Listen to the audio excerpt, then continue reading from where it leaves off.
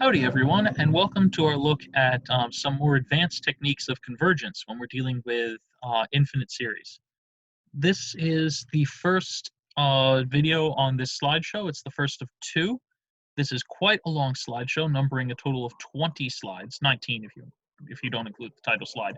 But there's a lot here to talk about, and this is going to be a week which is filled with a lot of different properties that you don't necessarily need to have memorized, but you do need to at least loosely understand, and in some cases very tightly understand. So that this does represent, I think, why a lot of people tend to find convergence to be challenging is not that it's mathematically challenging, because it's not. It just isn't. But that it's logically challenging because there are a lot of different things that you need to consider, or that there's a lot of flexibility in what you could test or not test, and at first it can be very difficult to decide what to do. And I'm going to do my best to help you see what ideal choices for how to determine if something converges or not. Uh, um, what the ideal choices are, what an ideal choice of test might be. We've seen a couple already, which are fairly obvious. We've seen the nth term divergence test, where we just look to see if the limit if the limit as n goes to infinity of a sub n is not zero, and if it's not zero, we just go, great, it diverges, and we move on with life. Similarly, we've looked at geometric series, which have a very clear and decisive have a very clear and decisive have a formula. There we go. That's the word. Have a very clear and decisive formula that tell us, like, hey, if we have absolute value of r less than 1, we've got a convergent series, else it's divergent.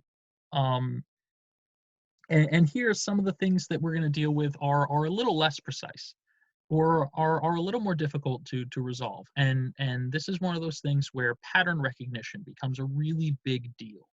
This is going to be a test of your ability to be able to parse information. And it's a very valuable skill. It's an incredibly valuable skill, is to be able to essentially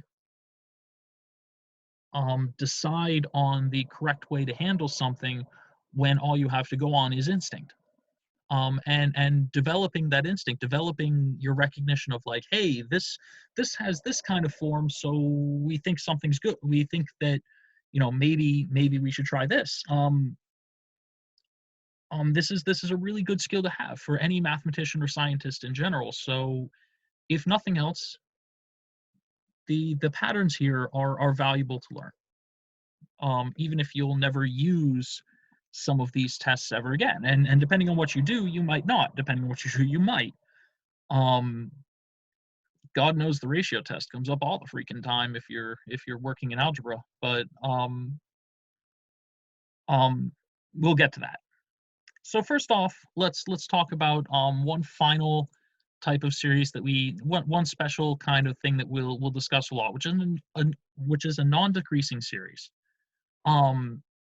Pretty much most of the series we're going to fall into are going to look at this idea that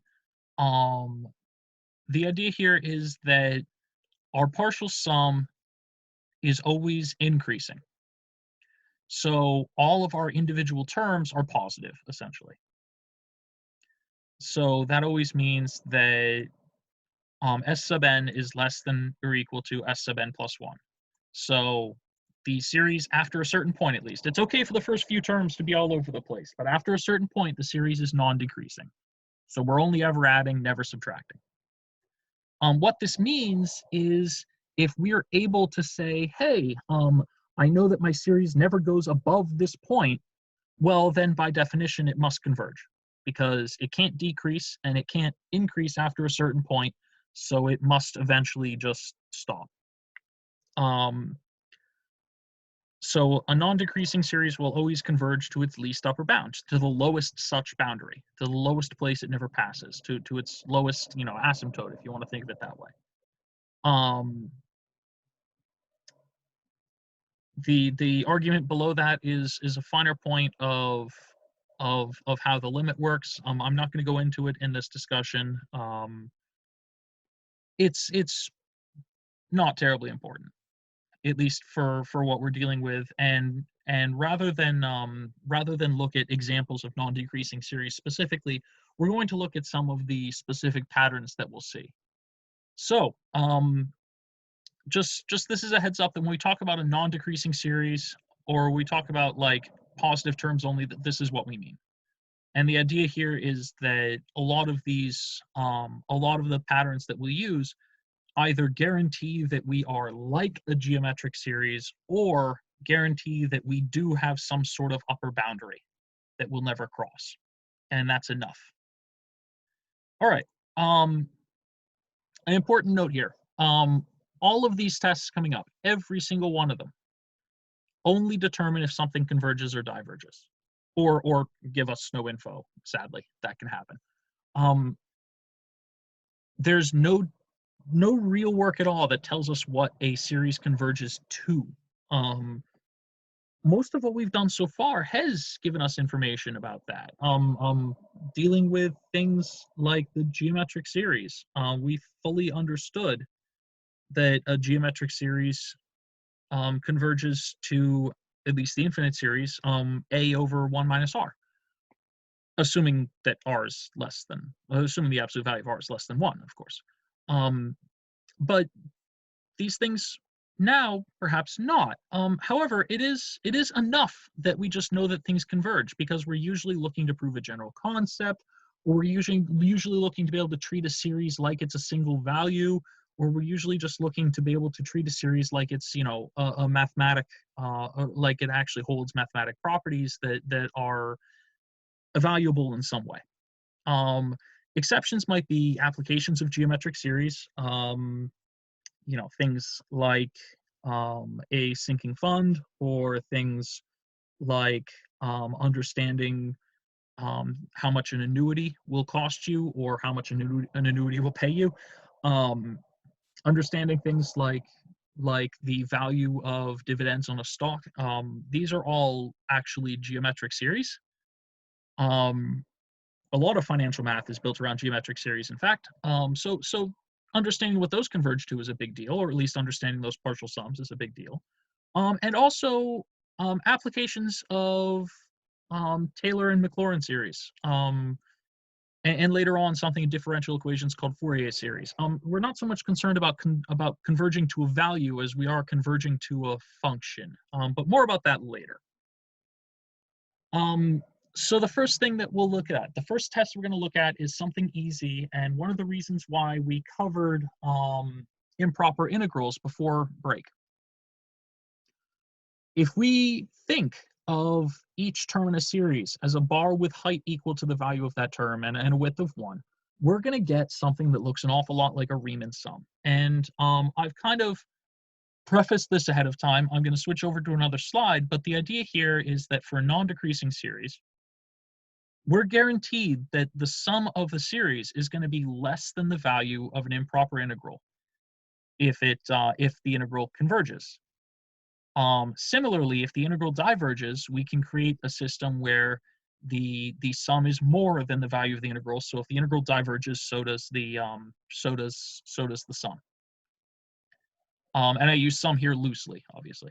So let's go ahead and shift to something I've prepared. So here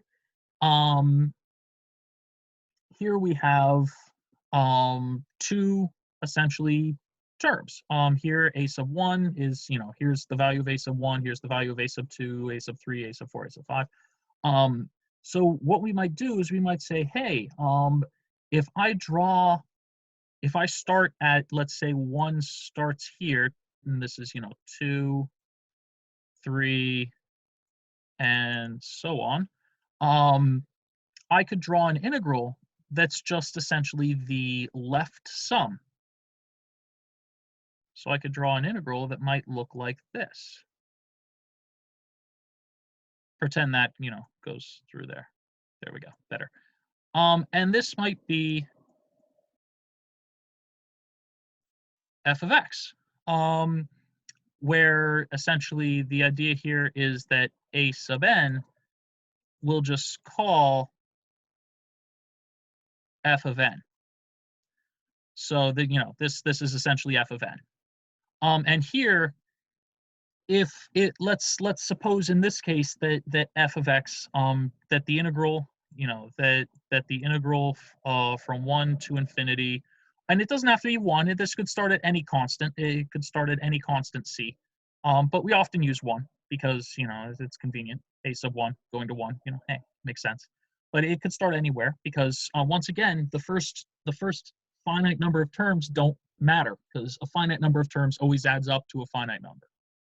So as long as this starts at a finite number, it can go from any finite number to infinity, and the convergence or divergence will be the same. But we could just look at this. And if this integral were to diverge, that would mean that this area is divergent. And if this area is divergent, then obviously the sum of these bars is divergent because the bars are more. Similarly, we might have something again. We'll start 1 here, 2 here, 3 here, and so on. And this time you can see that I've made it a right sum. So this time the integral looks like this, and this is our same, f of x, kind of built the same way. But this time, let's suppose that this integral, this improper integral, converges.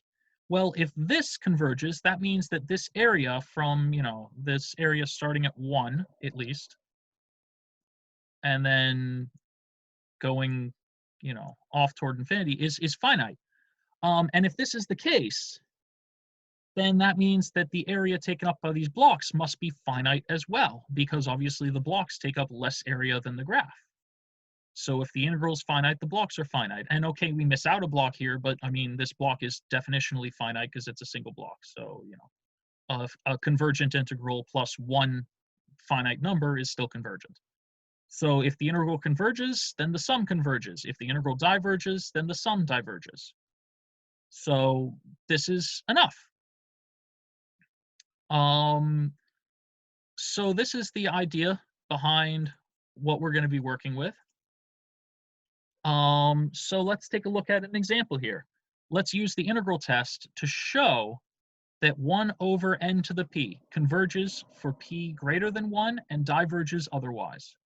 So this is the same thing as the sum from n equals 1 to infinity of n to the negative p. So let's take a look at this particular integral. Let's take a look at the improper integral going from 1 to infinity, of x to the negative p dx, which immediately becomes the limit as a approaches infinity of the integral of 1 over from 1 to a, of x to the negative p dx. Improper integrals, right? So let's take a look at the different possible outcomes. We can have p equals 1. Well, if this is the case, then this is just x to the negative 1. And the integral of x to the negative 1 is ln of x. So the limit as a approaches infinity of ln of x evaluated from 1 to a is the same as the limit as a approaches infinity of ln of a. Minus ln of 1 is just 0, so just ln of a. And the limit as a approaches infinity of ln of a is just shoots off toward infinity. It's divergent. So when p is 1, this is divergent. The integral diverges, so does the sum. Let's take a look at p less than 1. So the result here, this time, it's not a special integral, right? We're not going to ln, it's just going to follow standard integral rules. So it'll be negative p, the integral will be, negative p plus 1 over negative p plus 1, x, to the negative p plus 1 over negative p plus 1. I've rewritten it as 1 minus p because it looks better. So the result will be the limit as a approaches infinity of x to the 1 minus p over 1 minus p, evaluated from 1 to a. The part we're evaluating at 1 really doesn't matter, but the part we're evaluating at a does. So limit as a approaches infinity of a to the 1 minus p over 1 minus p. Here, the second term might not matter, but the first does. And since p is less than 1, the exponent has to be positive. So a term going to infinity raised to a positive exponent goes to infinity. So this diverges. And since the integral diverges, the sum diverges. Again, I use sum loosely here. Finally, let's look at p being greater than 1. It's the exact same integral, but this time, because p is greater than 1, the exponent of a to the 1 minus p is negative. So a value going to infinity to a negative exponent is just becoming super small. So it's going to 0. So we get 0 essentially minus 1 over 1 minus p. And so that's just a number, whatever, or dependent on whatever p is. So that means this integral converges. And since the integral converges, the sum converges. And this time it is strict convergence. So sum is used in the strict sense. Neat. So yeah, this is it for the integral test. This is all you have to do. You literally just look at this and say, hey, do I have an a sub n that looks like it's integrable? If so, integrate it. And whatever the integral does, take the improper integral. Whatever the integral does, the sum does. Job done. Easy test. Now it's time for today's not so easy test, the comparison test. So this is perhaps the simplest method of convergence that we can talk about. And it's something that should be familiar, which is the idea of just comparing things we want to things we know. So we're just going to compare a mystery series to a known series, and use that to determine convergence or divergence. So the idea here is if every successive term in our mystery series is less than a corresponding term in a convergent series, then our mystery series converges. If every term in a mystery series is greater than the corresponding term in a divergent series, the mystery series diverges. This is the idea. It's not a particularly deep idea. This is just saying the same thing in tighter terms. So what this means, though, is we're going to want a library of series to compare to. So here are the library of series. Here are convergent series, geometric series with the absolute value of r less than 1. We know these converge. The series which take the form 1 over n to the p, with p being greater than 1. Using the integral test, we just proved these converge. And finally, 1 over n factorial, it converges for fairly obvious reasons. It just goes to 0 incredibly quickly. Divergent series, 1 over n to the p with p less than 1. Again, we just showed that. Any sum that fails the nth term divergence test diverges. Duh. And then geometric series with the absolute value of r greater than or equal to 1, diverge. Again, we know that, geometric series. And the last one is harmonic series. And I'm going to take a brief aside to show why the series 1 over n diverges. So once again, we're going to go back to the whiteboard here. And let's take a look at what 1 over n looks like.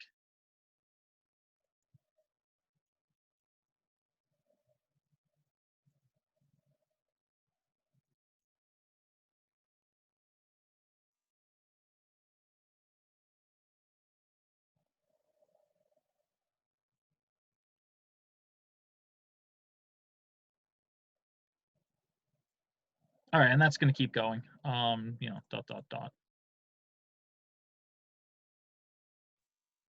Just going to keep going. All right, that's supposed to be an arrow. So what I'm going to do here is I'm going to show all the different ways that we get 1/2. So what happens here is this.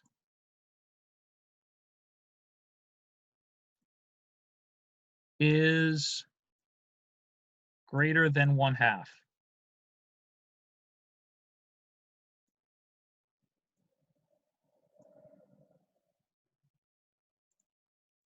I'm going to say, just to be clever, I'm going to say greater than or equal to 1/2. 1/2 is definitionally greater than or equal to 1/2. 1/3 plus 1/4. 1/4 plus 1/4 would be 1/2. 1/3 is larger than 1/4, so 1/3 plus 1/4 is greater than or equal to 1/2.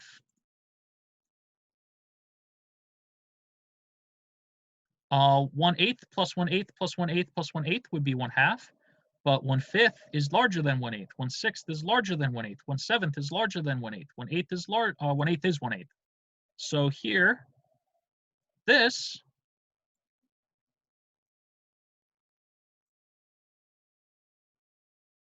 is greater than or equal to 1/2, and we can keep doing this. Essentially, we can group 2 to the n terms, and they will always be a sum of 1/2 or larger. So the next one will be 1/9 through 1/16 makes more than a half. So every single time I go out, I can group 2 to the n terms, and it's going to keep multiplying by 2. But I'll keep getting things that add up to 1/2.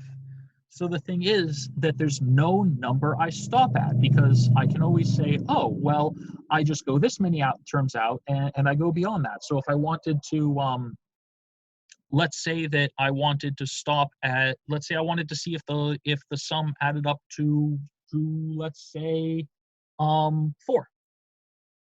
Well, after 8 terms, I've got 2. After 16 terms, I've got 2.5. After 32 terms, I've got 3. 64 terms will give me 3.5. 128 terms will give me 4. So I got to 4, but oh wait, 256 terms will give me 4.5.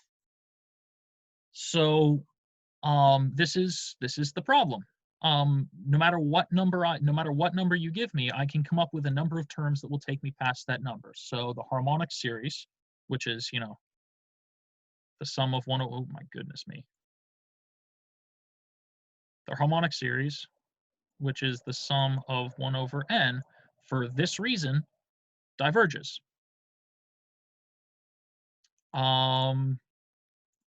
So going back to the slideshow now, we do have that the harmonic series 1 over n diverges. So essentially the idea here is that this takes care of the last thing we're missing from this 1 over n to the p.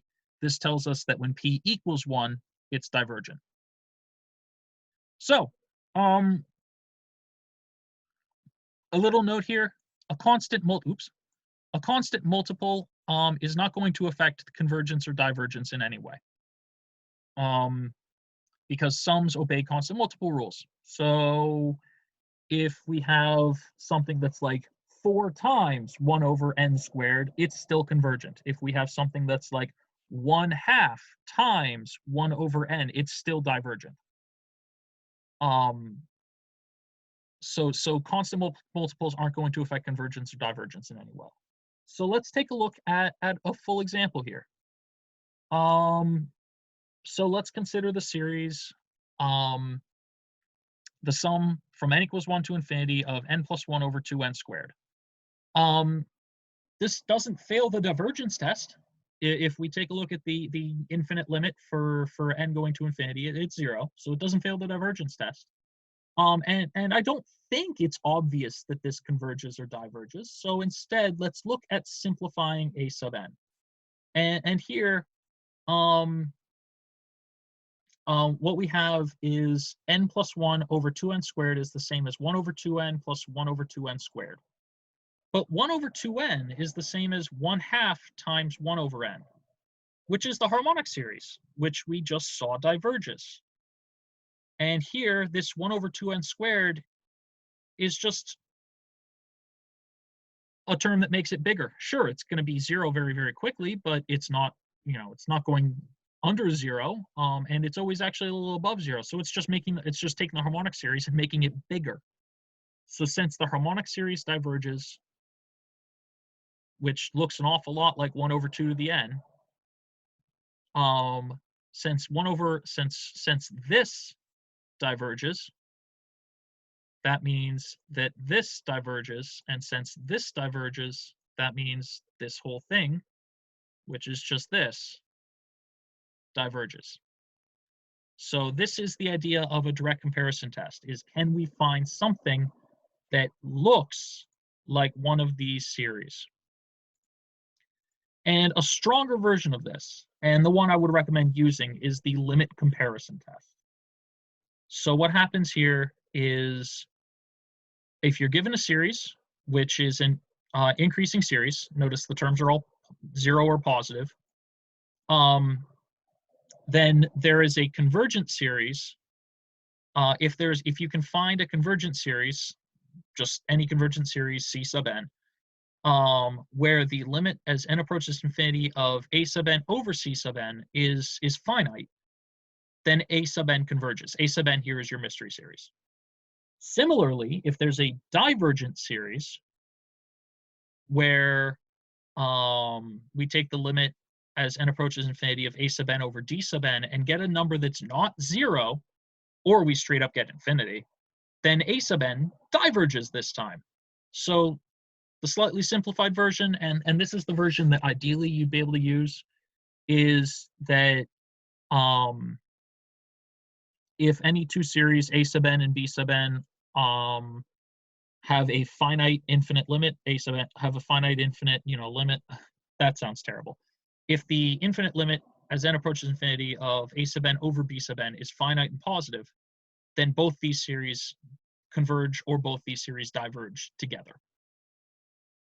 But mainly, focus on these. If you can come up with a convergent series where this limit is under infinity, then a sub n is convergent. If you can come up with a divergent series where this limit's greater than 0, then a sub n is divergent.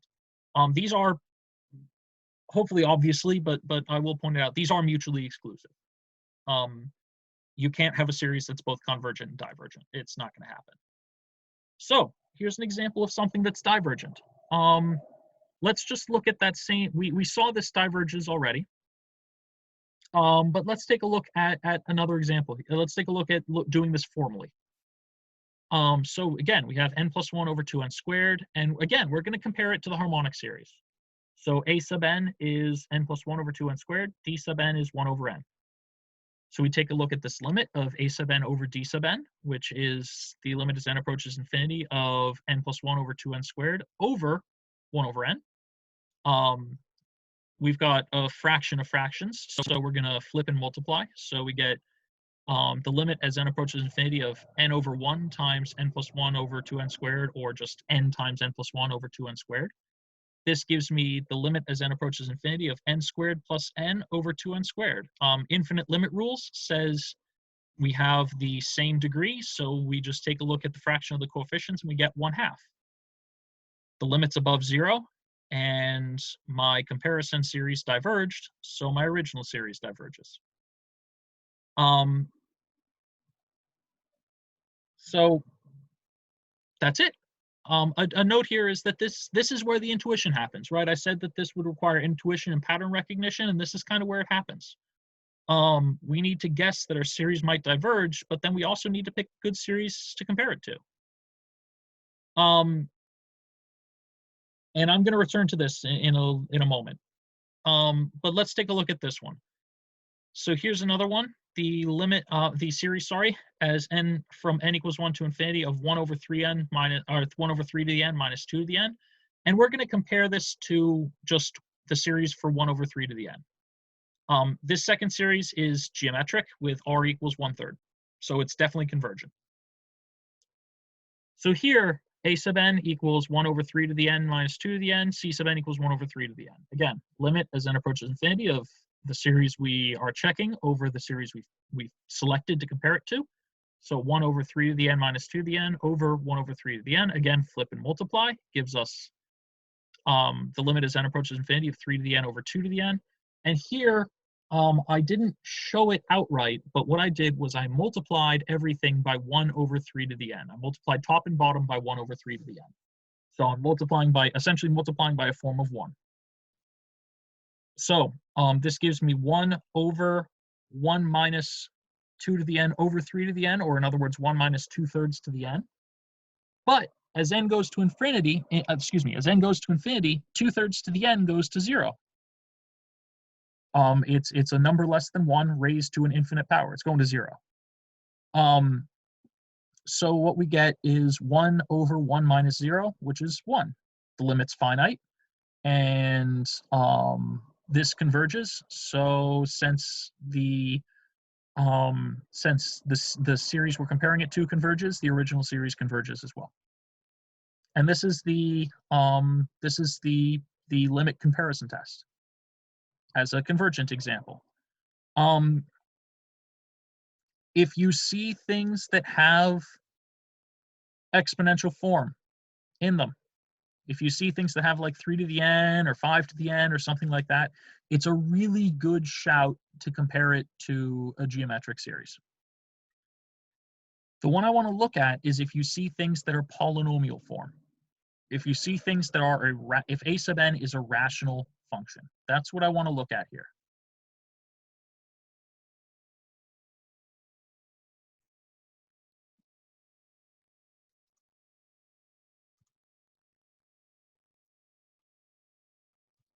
I'm just going to call it A because I can't do subtext. So if A is a rational, if a sub n is a rational function, see, it was a sub n the whole time. If a sub n is a rational function, so in other words, it might be something like, n squared minus 6n over, let's say, n to the, fourth plus 3n.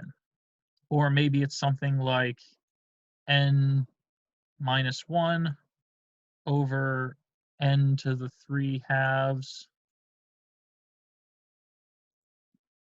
plus 5. Or it can even be something like n squared plus 2 over n minus 1. I mean, strictly speaking, this is a rational function too.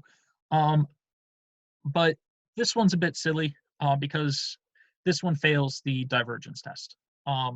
Here we would just take the limit as n approaches infinity and go, oh wait, this is the numerator gets bigger faster than the denominator.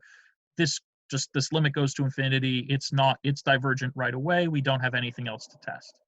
So, here, this one's just divergent. We don't need to use the limit comparison test. So, bye. But these two, both of these, the nth term, the divergence test sends both of them to 0. So we get nothing out of that. So what we do is we look at these two rational functions and say, hey, how on earth do I pick what I'm supposed to compare these to? Because, like, is 1 over n good enough? Can I try harmonic? Will that work? And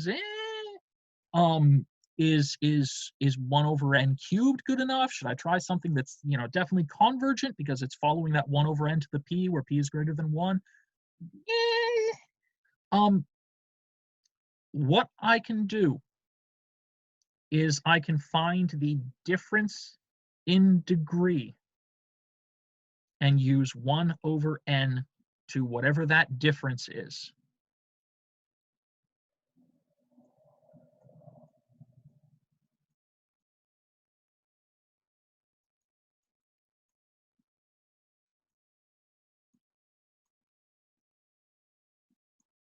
I'm not going to write it like that.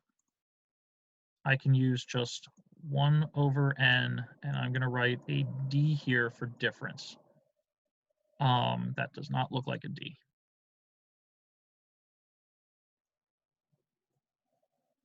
And that d, which is writing with the mouse is hard, guys. That d, which now looks like a weird p, but hey, whatever. That d for difference is just supposed to be the difference in degrees. You know what? I have a better plan.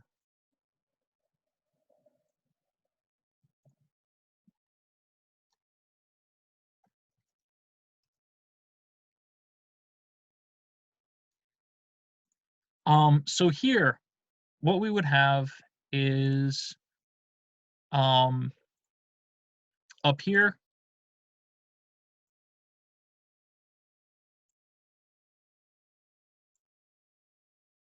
we would get that the difference is 2, right? 4 minus 2 is 2. So we would compare this one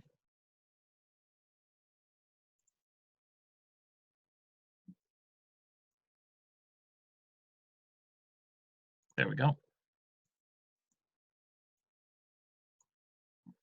Mouse is having trouble.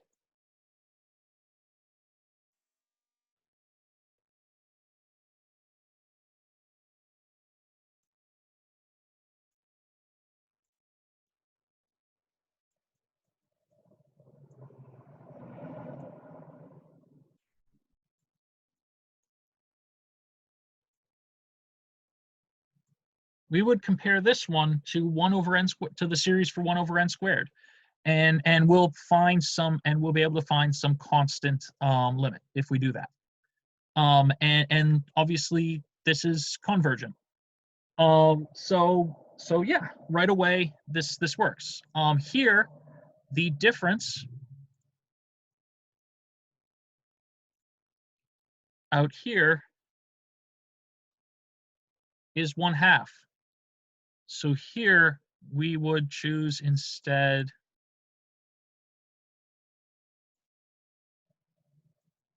to compare to